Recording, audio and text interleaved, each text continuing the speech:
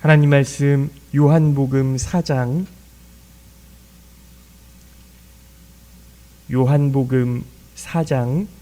13절부터 24절까지 말씀 보도록 하겠습니다. 요한복음 4장 13절부터 24절까지 말씀, 요한복음 4장 13절부터 24절까지 말씀, 신약성경 148쪽입니다. 제가 봉독해서 읽도록 하겠습니다. 예수께서 대답하여 이르시되 이 물을 마시는 자마다 다시 목마르려니와 내가 주는 물을 마시는 자는 영원히 목마르지 아니하리니 내가 주는 물은 그 속에서 영생하도록 솟아나는 샘물이 되리라. 여자가 이르되 주여 그런 물을 내게 주사 목마르지도 않고 또 여기 물 기르러 오지도 않게 하옵소서. 이르시되 가서 내 남편을 불러오라. 여자가 대답하여 이르되 나는 남편이 없나이다. 예수께서 이르시되 내가 남편이 없다 하는 말이 옳도다. 너에게 남편 5이 있었고 지금 있는 자도 내 남편이 아니니 내 말이 참되도다. 여자가 이르되 주여 내가 보니 선지자로소이다. 우리 조상들은 이 산에서 예배하였는데 당신들의 말은 예배할 곳이 예루살렘에 있다 하더이다. 예수께서 이르시되 여자여 내 말을 믿으라. 이 산에서도 말고 예루살렘에서도 말고 너희가 아버지께 예배할 때가 이르리라. 너희는 알지 못하는 것을 예배하고 우리는 아는 것을 예배하노니 이는 구원이 유대인에게서 남이라. 아버지께 참되게 예배하는 자들은 영과 진리로 예배할 때가 오나니 곧 이때라. 아버지께서는 자기에게 이렇게 예배하는 자들을 찾으시느니라. 하나님은 영이시니 예배하는 자가 영과 진리로 예배할지니라. 아멘. 할렐루야. 네, 오늘 예배에 나오신 우리 모든 성도님들 주님의 이름으로 환영하고 축복합니다. 하나님의 은혜와 사랑이 늘 함께 하시기를 예수님의 이름으로 기도하겠습니다. 제가 은혜교회 부임하고 나서 가장 적은 인원이 예배드리는 시간 같습니다. 네. 네. 더 기도해야 된다는 하나님의 음성으로 듣고 오늘 말씀 함께 나누도록 하겠습니다. 마틴 로이드 존스 목사님 잘 아실 거예요. 마틴 로이드 존스 목사님 정말 기독교 역사 가운데 뛰어난 설교가 가운데 한 분이신데요. 이 마틴 로이드 존스 목사님이 이렇게 말씀을 하셨어요. 기독교란 주님이 나타나시는 바로 그것입니다. 그러니까 기독교라는 것은 주님이 나타나시는 그것, 그냥 어떤 다른 종교의 어떤 뭐 불교나 유교나 뭐 이런 이름, 교단, 뭐 이런 종교의 이름이 아니라 기독교라는 것은 주님이 나타나시는 그것, 주님이 나타나시는 것이 바로 기독교다. 이런 말씀이 있죠.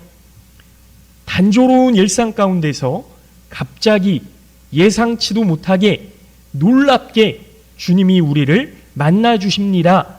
그리고 우리의 삶과 시각을 송두리째 바꿔놓는 말씀을 주십니다. 우리가 전혀 생각지도 못했던 수준으로 우리를 올려놓으십니다.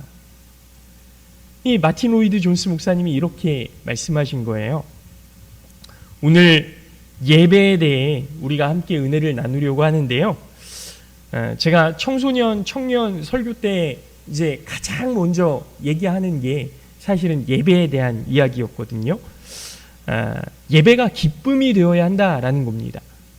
예배가 기쁨이 되어야 돼요. 이 예배가 우리의 인생을 어떻게 바꿔놓을 수 있을까? 이게 사실은 핵심이죠.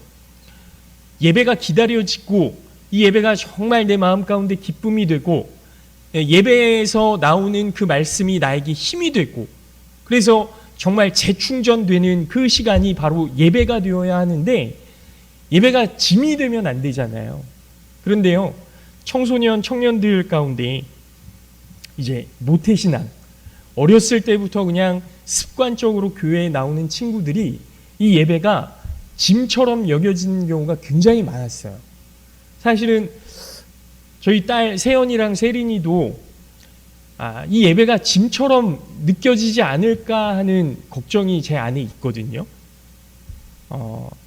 그냥 이 예배가 정말 기다려지고 기쁨이 되고 목사님의 말씀이지만 아빠잖아요 또. 그러다 보니까 이 예배에 선포되어진 말씀이 정말 그냥 단순하게 아유 또 아빠 저에게 하네 이런 게 아니라 정말 하나님께서 나에게 주신 말씀이구나. 하나님은 이렇게 우리를 인도하시는구나. 하나님이 이렇게 나를 사랑하시는구나. 이런 말씀으로 들려졌으면 하거든요. 이게 사실 저한테는 숙제인 거죠. 제 아내도 마찬가지고요. 우리 성도님들도 마찬가지라고 생각을 합니다.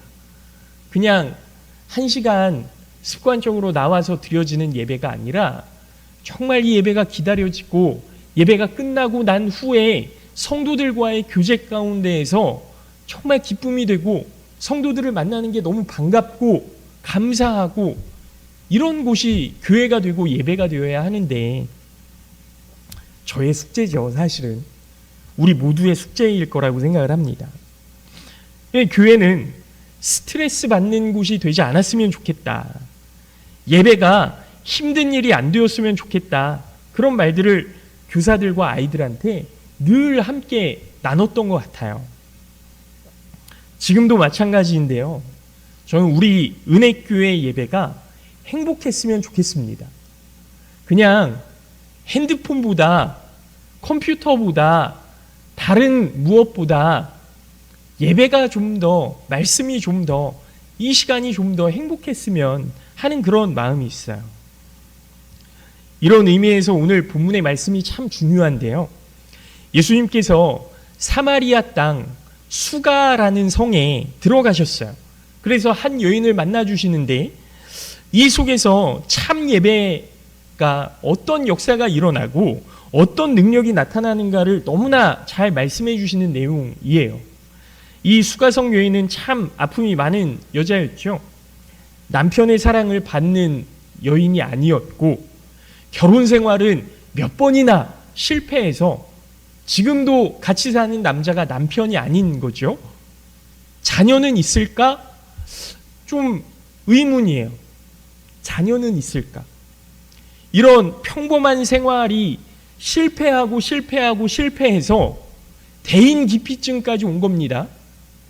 여러분, 이 여인이요, 예수님을 만나는데 만나는 장소가 어디냐면 우물가예요.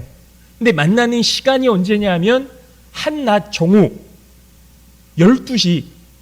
그러니까 가장 뜨거울 때, 여러분 중동의 사막 저도 경험해 보지는 못했는데요. 정말 그 뜨거운 태양빛에 사람이 다닐 수 없는, 그래서 유럽도 이제 점심 먹고 나면 그 낮잠을 자는 시간이 따로 있다고 해요. 너무 더우니까. 중동 이 사막 지역은 어떻겠습니까? 이 뜨거운 한낮에 12시에 이 우물가로 여인이 갔던 이유가 뭐냐면 다른 사람 만나고 싶지 않아서였어요. 사람 하면 지긋지긋한 거예요. 만나고 싶지가 않은 거예요. 이런 불쌍한 여인을 예수님께서 만나러 가신 겁니다. 여러분, 예수님은 그 뜨거운 한낮에 우물가 가고 싶었을까요? 예수님을 따르는 제자들 예수님 왜 꼭 12시에 여기를 가야 됩니까? 지금 다 쉬는 시간인데 왜 거기를 가야 됩니까? 왜 여기서 또 뭔가를 기다리고 있어야 됩니까? 아우성이 많았을 거라고요. 예수님 도대체 왜 저러시는가? 근데 그 모든 것들을 다 감수하고 예수님은 우물가에서 그 여인을 기다리고 계시는 거예요. 기다리고 계시는 거예요. 그러면 예수님은 왜 이 여인을 만나기 원하셨던 것일까? 그 이유가 말씀에 나와 있지는 않은데요. 우리가 예수님과 이 여인의 대화 속에서 생각해 볼 수 있거든요. 여러분 보세요. 이 여인이 19절 말씀에서 어떻게 이야기하냐면 여자가 이르되 주여 내가 보니 선지자로소이다. 그러니까 이 사마리아 여인이 예수님을 만나서 이렇게 저렇게 대화해보고 나니 이분이 범상치 않은 분인 거예요. 그래서 내가 보니 선지자로소이다. 그러니까 사마리아 여인이 유대 남자를 향해서 이 둘이 앙수가 아닙니까? 원수지간이잖아요. 근데 이 둘이요, 이 여인이 남자에게 내가 보니 당신은 선지자로소이다 이렇게 이야기하는 거예요. 처음 본 남자한테 가장 높여줄 수 있는, 내가 보니 당신은 정말로 훌륭한 사람이네요. 내가 보니 당신은 정말 이 나라를 다스릴 만한 사람이네요. 이렇게 이야기한 거예요. 그리고 자기가 높일 수 있는 최상급의 표현으로 높여드린 다음에 그리고 무엇을 물어보냐면 20절 말씀입니다. 우리 조상들은 이 산에서 예배하였는데 당신들의 말은 예배할 곳이 예루살렘에 있다 하더이다. 그런 거예요. 그러니까 예수님을 선지자로 알고 고백하면서 자기가 정말 궁금해했던 그 질문을 물어보는 건데 이게 바로 예배에 대한 물음이었다라는 겁니다. 예배에 대한 물음이었던 거예요. 왜 이 여인은 예배에 대해서 갈급해했을까? 여러분, 이 여인이 아까도 말씀드렸지만 평범한 인생에 계속 실패하면서 대인 기피증까지 왔거든요. 그러니까 내 삶이 여기서 끝이구나. 나는 누군가에게 사랑받을 수 없는 사람이구나. 가장 밑바닥에서 내 삶이 조금 더 나아지기를 소원하지 않았을까요? 내 인생이 도대체 왜 이럴까? 바닥으로 나락으로 내려가 있다가 내 인생을 정말 회복시켜 줄 수 있는 분은 하나님밖에 없지 않을까? 하나님, 왜 제 인생 이렇게 만드셨나요? 하나님, 도대체 내 인생 언제쯤 나아질까요? 하나님, 내 기도는 언제쯤 응답받을까요? 그렇게 하나님을 원망하면서 하나님을 찾으면서 하나님, 도대체 나를 왜 만나주시지 않으시나요? 예배에 대한 갈급함이 이 여인에게 있었던 겁니다. 그래서 예수님께 묻는 거예요. 우리 조상들은 여태까지 이 우물에서, 이 야곱의 우물에서 우리가 살고 있는 이 땅에서 예배하였다는데 당신 유대인들의 말에는 예배할 곳이 예루살렘에 있다 하더이다. 뭐가 맞는 겁니까? 제가 예배드리려면 예루살렘으로 가야 하는 겁니까? 이곳은 안 되는 겁니까? 지금 이방인의 피가 섞여 있고 남편도 없고 자식도 있는지 없는지 모르지만 자식에게도 의지할 데가 없고 일상생활 모든 것이 무너진 부끄러운 모습에 저이지만 제가 하나님을 만나고 싶습니다. 그런데 제가 예루살렘까지 가야 되는 겁니까? 이곳에서는 안 되는 겁니까? 이렇게 묻고 있는 거예요. 만약 예배할 곳이 예루살렘이라면 나는 죽었다 깨어나도 갈 수 없다. 예배를 드릴 수 없다. 저는 하나님께 나아갈 수 있는 방법이 없는 거네요. 그런 이야기인 거예요. 이 여인의 물음이 얼마나 굉장한 물음인지 이해가 가시나요? 이 물음이 하나님 앞에 서고자 하는 그 간절한 마음 때문에 예수님의 발걸음을 사마리아의 수가성으로 인도하신 겁니다. 이 물음에 대해 예수님께서 어떻게 대답해 주십니까? 너무나 유명한 말씀이죠. 21절부터 24절까지의 말씀을 읽어드립니다. 예수께서 이르시되 여자여 내 말을 믿으라. 이 산에서도 말고 예루살렘에서도 말고 너희가 아버지께 예배할 때가 이르리라. 너희는 알지 못하는 것을 예배하고 우리는 아는 것을 예배하노니 이는 구원이 유대인에게서 남이라.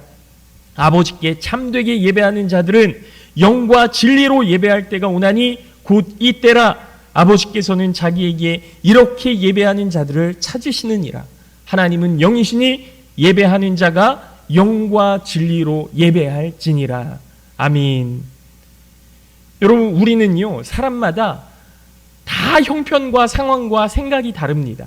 한 주 동안 지내면서 어떤 분은 병상에서 지내셨고요, 어떤 분은 들에서 농사 지내면서 지내셨고요, 어떤 분은 사무실에서 지낸 분도 계시고요, 어떤 분은 많은 사람들을 만났지만 어떤 분은 또 한 사람도 만나지 못한 분도 계실 거예요.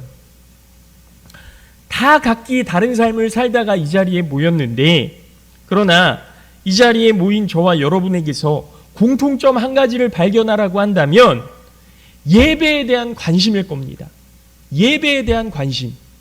하나님 만나러 이 자리에 나오신 거잖아요. 내가 하나님 만나러 가길 원합니다. 하나님 만나길 원합니다. 하나님 이 자리에서 나의 기도를 들으시고 나의 삶을 위로하시고 새로운 힘과 능력을 부어주시옵소서. 이런 기대함으로 우리가 예배의 자리에 나온 것 아닙니까? 예수님은 이 여인을 만나서 인생의 목마름을 해결해 주기를 원하셨는데, 오늘 우리에게도 예수님께서 동일한 은혜를 베풀어 주시기를 원하고 계시다는 사실을 여러분 믿으시기 바랍니다. 여러분, 우리가 많이 나오지는 못했지만요, 예수님이 한낮에 그 사마리아 수가성 우물가에 기다리고 계셨던 것처럼, 여러분, 비가 와서 정말 천장에 비가 어떻게 됐는지는 모르지만 살짝 그런 조금 꿉꿉하고 냄새도 나고 에어컨을 틀어놨지만 정말 이 자리에서 예수님이 우리를 만나기 위해 기다리고 계셨다는 사실이 여러분 마음에 너무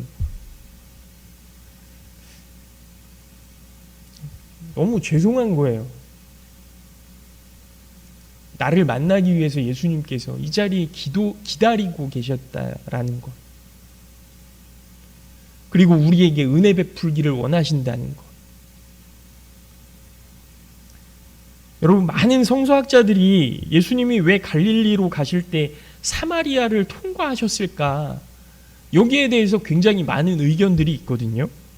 그런데 어떤 성서학자가 이렇게 말씀하세요. 예수님께서 사마리아로 가신 이유는 예수님의 의무였기 때문이다. 예수님은 사마리아로 가셔야만 했다는 거예요. 왜냐하면 많은 사람, 다른 이 세상의 모든 사람들을 구원하셨어야 됐기 때문에. 복음이 유대와 예루살렘과 유대와 사마리아와 땅끝까지 이르러 내 증인이 되리라. 이게 예수님의 마지막 말씀 아닙니까? 그러니까 의무였다는 거예요. 이 불쌍한 여인을 만나주시려고, 그래서 이 뜨거운 정오 시간에 우물가에 이 여인이 나타나기를 기다리셨다라는 겁니다. 여러분, 이게 예배예요.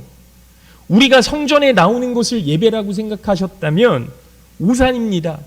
우리가 예배 드리러 이 자리에 나와서 예배를 드리는 것이 아니고요, 우리가 이 자리에 나왔더니 예수님이 우리를 기다리고 계셨던 거예요. 예수님이 우리를 기다리고 계셨고 우리를 만나주시는 그것이 예배라는 거예요. 이 자리에서 예수님을 우리가 만날 수 없다면 이건 예배가 아닙니다. 나의 힘으로 드리는 것이 예배가 아니에요. 예수님이 만나주시고 예수님이 말씀해 주시고 예수님을 만나는 그 시간이 바로 예배라는 겁니다. 그리고 이 자리에서 예수님을 만나 우리의 목마름이 해결되기를 원하고 계신다는 거예요. 그래서 예배는 마음입니다. 예배는 장소가 아니고, 예배는 다른 무엇도 아니고, 예배는 우리의 마음입니다. 예수님께서 엄청난 대가를 지불하시고 우물가에서 기다리고 계시는데, 그 기다리고 계신 예수님을 만나는 것이 바로 예배라는 거예요. 이런 점에서 우리는 진실한 마음으로 예배를 사모해야 됩니다. 참되게 예배하는 자, 우리가 그런 사람들이 되어야 합니다. 오늘 본문은 아니지만 말씀의 결론인 28절부터 30절 말씀을 제가 읽어드립니다.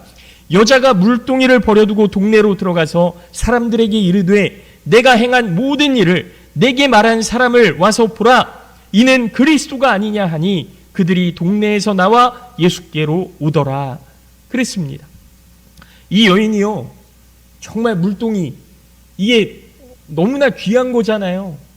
이 물동이를 버리고 사람들에게 나아가는 겁니다. 치유되어서 그 기쁨을 가지고 자신의 문제가 해결되었다는 감동과 감격을 가지고 다른 사람들에게 이 사실을 전하려고 나아가는 것, 이것이 참된 예배자의 모습이다라는 거죠. 예수님을 만나고 났더니 그 모든 문제가 해결이 되고 그 기쁨과 감동과 감격을 다른 사람들과 나누게 되었다라는 것. 여러분, 그래서 저는 우리 모든 성도님들이 이 예배의 기쁨을 경험하게 되었으면 좋겠어요. 그리고 이 예배의 참 기쁨을, 예배의 능력을 경험하기 위해서 예배의 기능 두 가지를 함께 나누려고 합니다. 이 예배의 기능 두 가지를 함께 나누고 말씀을 마치려고 하는데요.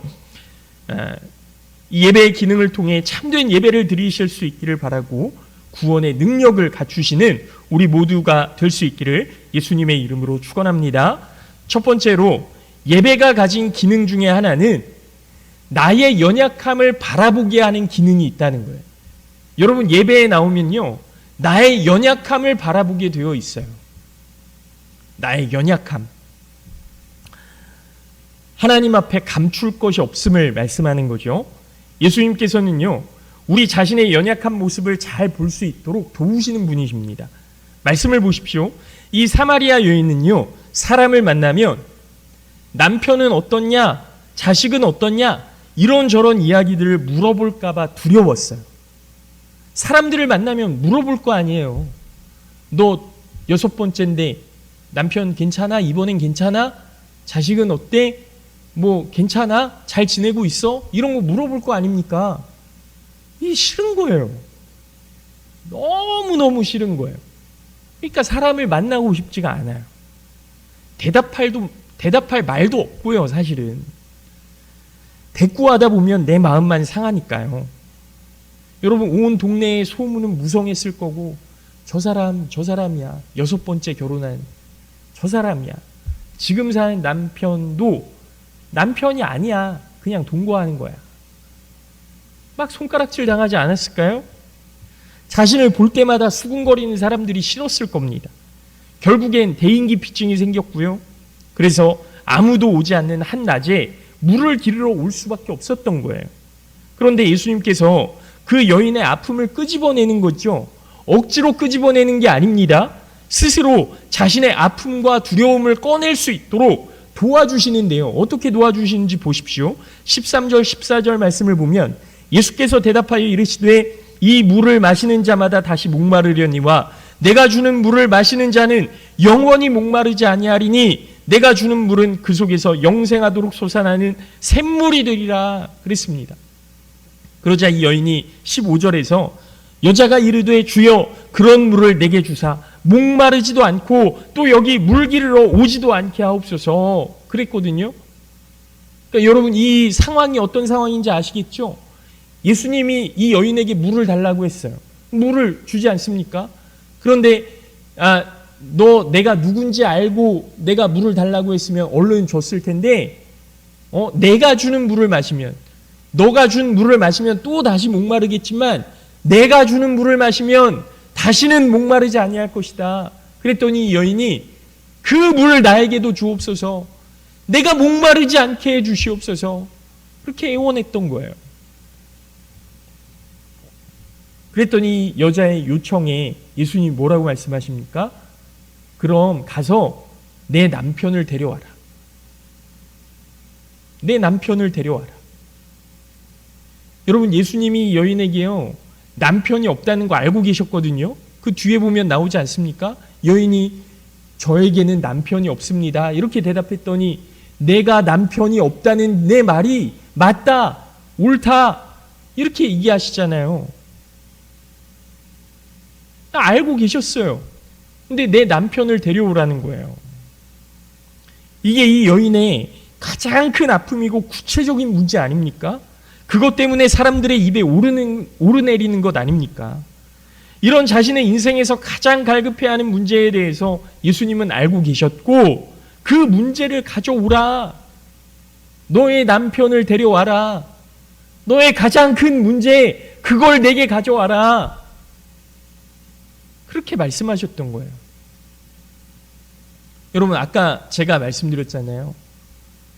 저에게 가장 큰 숙제이자 문제, 제 아내와 아이들, 예배를 드릴 때 정말 아빠 또 저 얘기하네. 이렇게 되어지지 않는 것. 여러분, 이게 저에게는 가장 큰 문제거든요. 우리 은혜교회 성도들을 어떻게 말씀으로 변화시킬 수 있을까? 어떻게 하면 우리 은혜교회에 정말 차고 넘치게 부흥될 수 있도록 할 수 있을까? 이런 것도 문제고요. 내가 목회를 잘 하고 있는 건가? 내 인생 이대로 괜찮은가? 내 신앙 이대로 괜찮은가? 이런 문제들. 여러분, 우리 인생의 가장 큰 문제들을 예수님이 가져오라고 말씀하시는 거예요. 구체적으로. 여러분, 우리의 예배를 잘 생각해 보십시오. 정말 나의 문제를 하나님 앞에 가져오고 있는가를 곰곰이 묵상해 보시기 바랍니다. 설교를 통해 성경의 지식 하나 쌓아가는 것으로 만족하는 것이 아니고요. 우리의 삶이 바뀌기를 소원하는데 막상 예배가 끝나고 일상으로 돌아가면 저부터도 바뀐 것이 하나도 없어요. 물론 콩나물 시루에 물을 부을 때 그냥 다 빠져나가는 것처럼 보이지만 콩나물이 자라거든요. 그런데 하나님께서 원하시는 예배의 기쁨과 감격이 정말 콩나물 시루에 자라는 콩나물과 같은 것일까? 그건 예배가 아니어도 바뀌는 것 아닙니까? 우리의 삶의 경험이 쌓아갈수록 인생의 연륜이 많아질수록 내가 조금씩은 변하잖아요. 예배가 아니어도 바뀌거든요. 성숙해 가거든요. 정말 예배를 통해서 바뀌어질 것이 무엇냐? 우리의 문제를 하나님 앞에 가지고 나오라는 거예요. 잠이 안 오는 이유가 무엇일까? 정말 공부에 집중할 수 없는 이유가 무엇일까? 핸드폰에 매달리는 이유가 무엇일까? 정말 왜 예배가 기쁘지 않은 걸까? 이런 문제들을, 구체적인 문제들을 하나님 앞에 가지고 나오라는 거죠. 지금 예수님께서는 우리에게 너의 아픔과 문제를 가져오라고 말씀하시는데 우리는 예배를 드리면서 예수님, 그 문제는 그냥 제가 해결할게요. 예수님, 아무것도 묻지 마시고 그냥 위로의 말씀만 주세요. 평안의 말씀만 주세요. 이런 것 아닙니까? 여러분, 신앙은요, 구체적이어야 합니다. 신앙은 추상적인 것이 아니고 실제 우리의 삶이기 때문에 그렇습니다. 나의 아픔과 부끄러움을 다 가지고 나와서 하나님께 아뢰야 합니다. 그래야 해결받을 수 있습니다. 나는 이렇게 추한 사람입니다. 부끄러운 사람입니다. 아무에게도 사랑받지 못하는 연약한 사람입니다. 나의 모든 문제들을 다 가지고 하나님께 나와서 말씀드릴 때 그 문제를 해결하시는 하나님을 만나게 될 줄로 믿습니다. 문제를 해결하시는 하나님, 그 하나님 앞에서 참된 기쁨과 평안을 누리게 되는 우리 모든 성도님들 되시기를 예수님의 이름으로 축원합니다. 두 번째로, 예배가 가진 기능은 회복이에요. 회복. 오늘 말씀을 통해 변화된 이 여인을 보십시오. 사람이 만나기가 싫어서 한낮에 물을 기르러 온 이 여인이 예수님을 만나고 난 다음에 회복됐어요. 그리고 그 다음에 어떻게 됩니까? 사람들 앞으로 가는 거예요. 사람들에게로 가는 거예요. 여러분이 여인이 동네로 들어가서 자신에게 일어난 변화와 예수님을 증거했더니 어떤 일이 일어납니까? 사람들이 동네에서 나와 예수께로 오더라 그랬습니다. 사람들이 여인의 말을 믿는 거예요. 이 여인의 말을 듣는 거예요. 이게 무슨 이야기입니까? 이 여인에게 영향력이 생긴 거예요. 아무도 그 여인 쳐다보지 않았거든요. 손가락질하고 있었거든요. 근데 이 여인에게 영향력이 생겼어요. 일상이 깨어져서 사람들에게 손가락질 당하고 지금 살고 있는 남자도 남편이 아니어서 모든 삶이 부끄러움이었는데 이 여인에게 영향력이 생겼어요. 치유받은 정도가 아닙니다. 회복된 정도가 아니에요. 완전히 다른 존재로 변모한 모습 아닙니까? 저는 우리 교회 모든 성도님들의 삶이 이런 변화로 채워지는 역사가 있게 되기를 축원합니다. 아까 설교 처음에 마틴 로이드 존스 목사님 말씀을 제가 읽어드렸어요. 다시 한번 읽어드립니다. 기독교란 주님이 나타나시는 바로 그것입니다. 단조로운 일상 가운데서 갑자기 예상치도 못하게 놀랍게 주님이 우리를 만나 주십니다. 그리고 우리의 삶과 시각을 송두리째 바꿔놓는 말씀을 주십니다. 우리가 전혀 생각지도 못했던 수준으로 우리를 올려놓으십니다. 보십시오. 예수님을 믿는다는 것은, 예배를 드린다는 것은 우리 일상의 삶 속에서 갑자기 예상치도 못하게 주님이 찾아오시는 거예요. 늘 예배드리던 이 장소였지만 어느 순간 갑자기 하나님의 말씀이 내 마음속에 확 박히는 거예요. 이 박혀진 말씀이 내 삶을 회복시키고 그 다음에 내가 생각지도 못했던 변화로 인해서 내가 예상치도 못했던 그런 높은 곳의 자리에 내가 앉게 되는 겁니다. 하나님께서 그렇게 우리를 올려주시는 거예요. 이게 예배이고 예배의 능력임을 믿으시기 바랍니다. 여러분, 이 사마리아 여인이 우물가에 나올 때 예수님을 기대했습니까? 아니에요. 그냥 그때 사람 없으니까 그때 나가야지 라고 생각했어요. 근데 그 자리에 예수님이 계셨던 거죠. 예수님이 그 여인을 그냥 기다리고 계셨던 거예요. 그저 그 마음에 하나님에 대한 갈급함이 있었습니다. 왜요? 내 인생이 이렇게 망가졌으니까. 그 인생 다시 세워주실 분은 오직 하나님 한 분이라는 갈급함만 있었던 거예요. 그래서 예수님을 만나고 난 다음에 그러면 나는 어디서 예배드려야 됩니까? 내가 어디서 하나님을 찾을 수 있습니까? 이 물음을 예수님께 묻는 것 아니었습니까? 그런 삶에 예수님이 찾아오셨고 우물가 그 삶의 현장에 실제 속에 예수님이 기다리고 계셨어요. 그리고 삶의 문제를 끄집어내서 바라보게 하시고 치유해 주시는 겁니다. 이것은 단순한 회복이 아니라 우리가 전혀 생각지도 못한 수준으로 높여주신 거거든요. 이것이 복음의 능력이고 예수 그리스도를 만나는 예배의 능력임을 믿으시기 바랍니다. 사랑하는 성도 여러분, 우리 은혜교회 예배가 이 사마리아 수가성에 살았던 여인의 예배가 될 수 있기를 예수님의 이름으로 축원합니다. 지금 우리에게는 수많은 문제들이 놓여 있죠. 여러분, 오늘 예배당을 보시면 딱 느낌이 오시잖아요. 교회의 문제, 가정의 문제, 자녀의 문제, 건강의 문제, 물질의 문제, 너무나도 많은 문제들이 있습니다. 그러나 이 문제를 하나님 앞에 가지고 나오는 것이 바로 예배임을 믿습니다. 거룩한 간절함을 가지고 이 문제를 해결해 주실 수 있는 분은 오직 예수님이심을 고백하며 예배할 때 하나님께서 우리에게 피할 길을 내주시고 우리가 생각지도 못한 수준으로 회복시켜 주시고 높여 주실 줄로 믿습니다.